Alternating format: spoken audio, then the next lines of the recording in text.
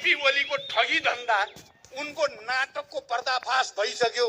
तपाईले अझै पनि अलिकति आफूलाई ठाउँ राख्ने हो भने तुरुन्तै राजीनामा दिनुहोस् र पश्चाताप गरेर वक्तव्य निकाल्नुहोस्। तपाईलाई अलिकति ठाउँ नेपाली जनताले दिन सक्छ। बुझ्नु भएन भने म तपाईलाई चुनौती दिन्छु। हेर्नु होला केही दिनपछि सिंहदरबार घेर्न र बालुवाटार घेर्न लाखौं लाख जनता आउनेछ। केपी ओलीलाई यदि कसैले कोटी बनाएको छ भने मलाई लाग्छ त्यस्तै हो। उनी कोटी भएको, उनी प्रधानमन्त्री पनि रहँदैन। नेपालको राजनीतिक इतिहासबाट तिनको पत्ता साफ हुनेवाला छ। हुनेवाला त्यही छ, हुनेवाला त्यही छ। हेर्नु होला तपाईका नाटक के नगर्छन्, तपाईले कसरी ठग्नुहुन्छ भन्ने मैले देखेँ।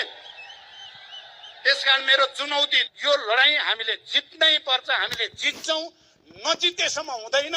युद्धबाट शान्तिमा त प्रचण्ड आएको हो नि, शान्तिपूर्ण राजनीतिमा त प्रचण्ड आएको हो नि।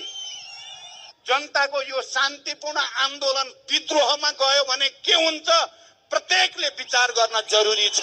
भ्रम दिने षड्यन्त्र गरेका छन्। केपीबाट माखो मर्नेवाला छैन। तपाईहरु ढुक्क हुनुहोस्। फटाहरूले कुर्सीको लागि भनिदिन्छन् अनि कहिलेकाहीँ तपाईहरुको दिमाग पनि खै कुर्सीको लागि गरे हुन् कि भन्ने पर्दो होइन। चाहिए छैन कुर्सी, हामीलाई यो राष्ट्रको हित चाहिएको छ, यसको प्रतिष्ठा। अनि यो केपी